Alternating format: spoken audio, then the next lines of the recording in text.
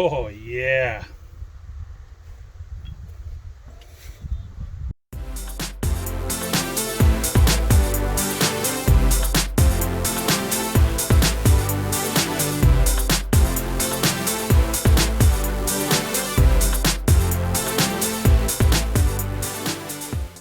Welcome back to the channel, and today I decided to pull this heater core out and see how it looks. If you remember one of the last videos, I did push water through it at high pressure and it worked great. And the fins themselves are quite clean. There's a few bugs in there, but easy to clean up, easy to clean the shroud. I think I can still use it. But as you saw, something or some things have been living inside of the HVAC unit. What a mess. So I'm going to get out the shop vac, get in here, vacuum this all out, and then while I'm right here, I can actually throw some 12 volt on here and see if that motor's even going to work. And I'll also see if the flapper valve is operational as well too.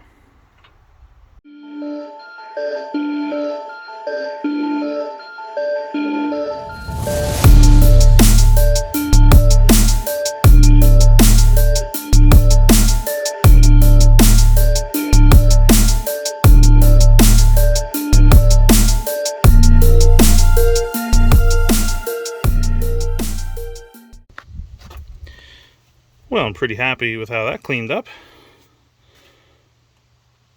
Again, just surface rust. I am amazed. I end up taking out the top grill, going down here from the top to clean it all out. And as always, you always learn something new. I never really understood how the air was pulled in into these HVAC systems. But it is pulled in through the top here. It travels down inside. Get your fan here, pressurizing the box, and I'm assuming pushing the hot air from the coil, the heater core, inside to the cab. So I'll have to do a little more research on that. The flapper itself moves freely, but it goes so far I can feel the cable moving, and then it stops right here. So I don't know if I'm at the end of the stroke or if that's just as far as it goes, but I am surprised that it moves. You can see a little actuator arm down in there. It is actually turning, so maybe it does work. Also, I guess it must be seam sealer that they put on everything here to seal this up, to keep the water out and keep the air pressure going where it should. Well, it's all come off, like every bit of it. I got piles of it here. It must have been free or something the day they built this car, because it's like coated on, like 1/4 inch thick. So that'll all have to be peeled off, and I'll redo that as well too. Get a die grinder in here with a little wire wheel on it, clean it all up, paint it up, clean up the seam here where the seal has to go. And then as for the motor, she spins smooth as butter. But I'll have to try to find the plug inside and then plug it, put some 12 volt to it to see if it works, because as nice as it is accessed right here, it can't come out here. It's got to go out through the other side. I don't know why an engineer would do that when it's so wide open right here. Why does it have to come out from the inside underneath the dash?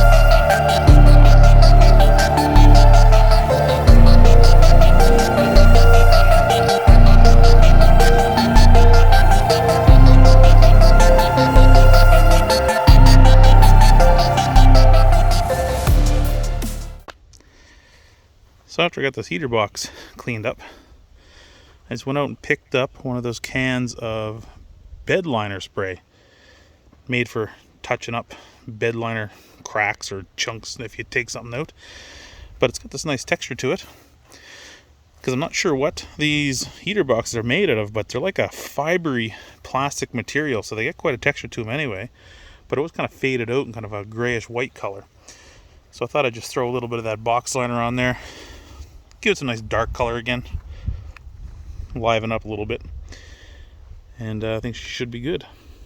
Now with the heater core, I just went around it with the wire wheel. Took off all the rust that was starting on these I guess mounting plate that goes all the way around it. There's only one little spot that was kind of deep, but not a big deal. But I just put that rust primer on there to stop it. I probably won't even paint it. This will be inside where we won't see it anyway. But just a little bit of a protection to try to slow it down and give it a little longer life. So the next step is to get in here and clean up this heater box. I got to remove all the old dried up hard caulking that's around here and sealant. I picked up a couple small wheels here. I'm going to put my drill so I can get down inside here on the edge, clean up a bit, get all that flake off, and then I'll use the big wire wheel around the outside to clean that up really good as well. Give her a little touch of primer, and then we're going to have to seal this up with some what they call it, seam sealer. They didn't have any at the store, the Canadian Tire that I went to, so I'll have to look to see what I can find, but I think it's okay to throw primer on first, and then I'll throw seam sealer on because it is paintable, so I can guess you can have it under it or over it. But we'll clean this up and see what it looks like. Well, that didn't turn out too bad. All the flaky rust come off right nice. I was able to get it down so you can almost see shiny steel through it all. And then I got rid of all the seam seal that was loose, which goes all the way around here and all the way in right around this corner here. This all blew off as well too. I used the air gun to clean the dust out. It blew all the chunks of seam seal out as well. So that's going to be the hardest part to get to, is down in there. But with a finger and a little bit of a mess, I'm sure it'll work. I decided I'm going to leave the fan alone. It comes off on the inside anyway. So once I get in there doing the wiring, I'll worry about it. But it moves smooth. It's so smooth, I can't see why it wouldn't work. Unless the brushes are dirty or not connecting. And, well, we can always fix that. So, anyway. Again, as usual, I'm happy. Now down here, we got these little flappers that I guess let the water out. They're ripped up. They don't work. And I was thinking, just a piece of inner tube, maybe, and a couple small pop rivets would probably make these again. They don't really hold themselves in. They just, I guess the water builds up in here, you know, from when it rains, comes down in. When the water builds up, just the pressure of it lets the water out, and then they just kind of keep themselves closed, keep the dirt out of there. So I think I can just make some of those out of an old inner tube and a couple pop rivets, and that should work. So I guess we're gonna wait for this to dry, and then I might even touch it up with a little bit of paint around this edge before I put this heater box back on. So it's the next day, and I found my seam sealer. And now I know why it looks so crappy from factory, is because this stuff is horrible to put on. It's in a tube, like a caulking gun tube, but it comes out like a semi-dry caulk, and it's a mess to spread on there. But I did get this plate sealed up in the bolts, and then I made it all the way around the plenum intake, I guess. I managed to get all the way around it and get it all sealed up. Now it says on it that it sticks to basically everything except for oil. So all the rust was gone. It's made for going on primer, so I had this primed already. Give it 20 to 30 minutes. They say I'm gonna hit it again with some primer, and then we're gonna touch up this edge with a little bit of paint. There we go. Panel bond dried, primed it up, and I got a little paint around the outside of this thing where the heater box is gonna mount. Now I don't want anyone jumping to conclusions. Just because this is now red does not mean the color of the car is gonna be red. I do have a plan. Now the next step to finishing up this heater box is I picked up some of this butyl tape. It's a 1 inch. It's 1 inch wide, so we'll be able to cut it down. But it has a recessed lip here, all the way around. And I think that's what was in there originally. It was kind of a gummy tape, and it looked like a butyl tape. And they do recommend that on some sites I go to. And the heater core is actually recessed into the cowl, so it'll just continue on all the way around. And I think it actually seals off across here as well. I'll have to just double check that on the frame, but I'm pretty sure there was butyl tape across here too.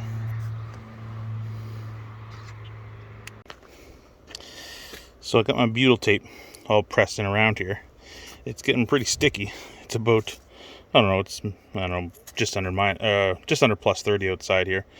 And this stuff is really softening up.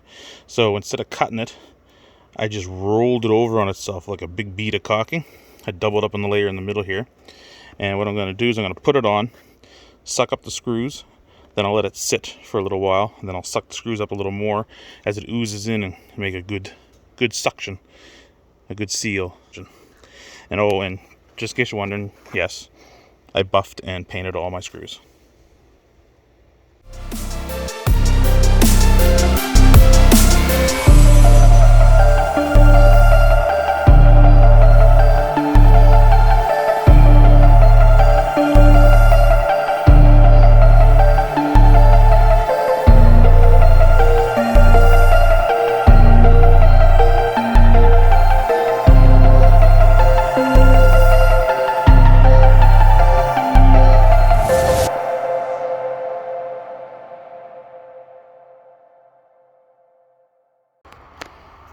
And there it is, my friends. Heater box is refurbished and installed and finished. You can see the butyl tape starting to ooze out in some spots and a little bit down the bottom. Like I said, it's pretty warm out here, so I put it on and I've been going back around in circles and slowly easing the bolts back on tighter to suck it in there and get a good seal. Sun's going down now, so it's going to start firming up, so I'll probably do it one more time tomorrow. But heater box, heater core is done.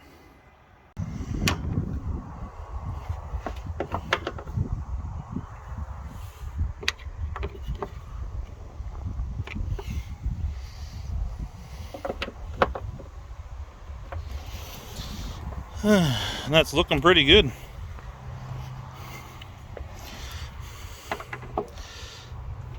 These are all getting pretty tight now and snugged up.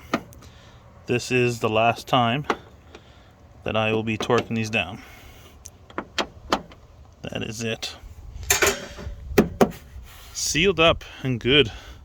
This last bit of butyl here, we'll give it another couple days and I'll end up cutting this off. And like I said, I'll go around here probably with a little bead of nice black silicone just to clean up that edge, make it look a little nicer. So now the next part here is more of a question and looking for a little help.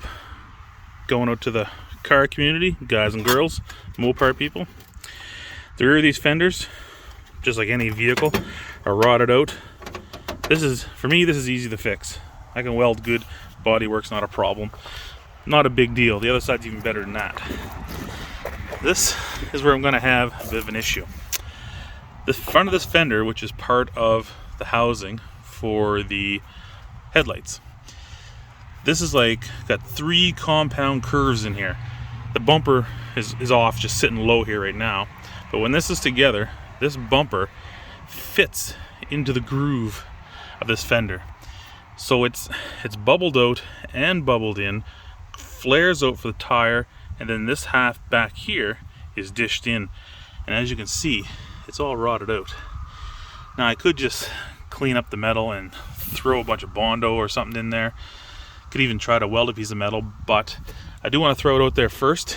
If anybody knows where I can get a front left fender for the 64 Chrysler, a Newport 300 and a Windsor, all those fenders will probably work on here. If you have a lead on one, or you know where I might be able to get one, that would be great. I've been looking, not having much luck. This side here is perfect. There's a little dent in here, and one little one here where it hit when I was pulling it out. But this side's awesome. Like I said, this side's got just a small bit of rust. I'm sure it's a little deeper, but it's not bad. Easy to cut this out and weld a piece of metal in.